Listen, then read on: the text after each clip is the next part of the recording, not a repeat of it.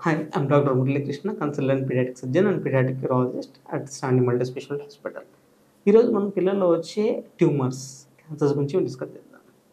నార్మల్‌గా మనకి పిల్లల్లో వచ్చే క్యాన్సర్స్ వివిధ సాలిడ్ ఆర్గాన్స్ వచ్చే క్యాన్సర్స్ ఉన్నాయి. మనకి లైక్ విమ్స్ ట్యూమర్ అనేది అరైజెస్ ఫ్రమ్ కిడ్నీ గానీ, లేదా అడ్రినల్స్ నుండి వచ్చేటువంటి న్యూరోబ్లాస్టోమా గానీ, లివర్ నుండి హెపటోబ్లాస్టోమా గానీ, లేదా మనకి టెస్టిస్ వాటిని జెర్మ్ సెల్ ట్యూమర్స్ కానీ, బ్లాడర్ వాటిని ర్యాబ్డోమైసర్కామ్ వీటన్నిటి గురించి మనకు చాలా అవేర్‌నెస్ అనేది చాలా ఇంపార్టెంట్. ఎందుకంటే వీటిని ఎంత ఎర్లీగా మనం డయాగ్నోస్ చేస్తామో, లేదంటే మనం ఎంత ట్రీట్మెంట్ తీసుకుంటామో దే విల్ సక్సెస్‌ఫుల్ అవుట్‌కమ్స్ అనమాట ఉంటాయి మనకి.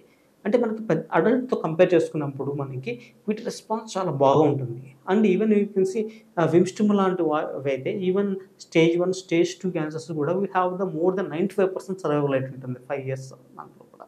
ఈవెన్ స్టేజ్ 4, 20 ట్యూమర్స్ కూడా ఆల్మోస్ట్ 40% పైన మనకి సర్వైవల్ రేట్ ఉంటుంది.